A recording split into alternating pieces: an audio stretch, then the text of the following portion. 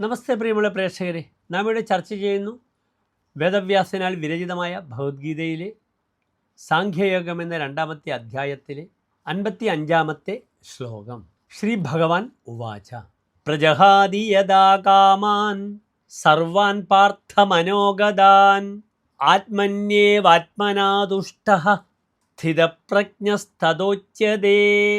ഇനി പ്രസ്തുത ശ്ലോകത്തിൻ്റെ പദച്ഛേദം ശ്രദ്ധിക്കുക. പ്രജഹാതി യഥാ കാമാൻ സർവാൻ പാർത്ഥ മനോഗതാൻ ആത്മനി ഏവ ആത്മനാ തുഷ്ടഃ സ്ഥിതപ്രജ്ഞഃ തഥാ ഉച്യതേ.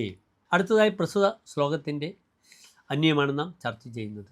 ശ്രീ ഭഗവാൻ ഉവാച ഹേ പാർത്ഥ യഥാ മനോഗതാൻ സർവാൻ കാമാൻ പ്രജഹാതി ആത്മനി ഏവ ആത്മനാ തുഷ്ടഃ തഥാ സ്ഥിതപ്രജ്ഞഃ ഉച്യതേ. പ്രസ്തുത ശ്ലോകത്തിൻ്റെ സാരാംശമാണ് നാം ചർച്ച ചെയ്യുന്നത്. ശ്രദ്ധിക്കുക. കഴിഞ്ഞ ശ്ലോകത്തിലെ ആരാണ് സ്ഥിതപ്രജ്ഞൻ എന്ന ചോദ്യത്തിന് ഉത്തരമായി അർജുനനോട് ഭഗവാൻ ഇപ്രകാരം പറയുകയാണ്, ഉത്തരം നൽകുകയാണ്. ആരാണ് സ്ഥിതപ്രജ്ഞൻ എന്ന്? അല്ലയോ അർജുന, എല്ലാ കാമനകളെയും വാസനകളെയും നിശേഷം ഉപേക്ഷിച്ച് ആത്മാവിനാൽ തന്നെ എപ്പോഴാണോ സന്തുഷ്ടനായി തീരുന്നത്, അപ്പോൾ ആ വ്യക്തിയെ സ്ഥിതപ്രജ്ഞൻ എന്ന് പറയപ്പെടുന്നു.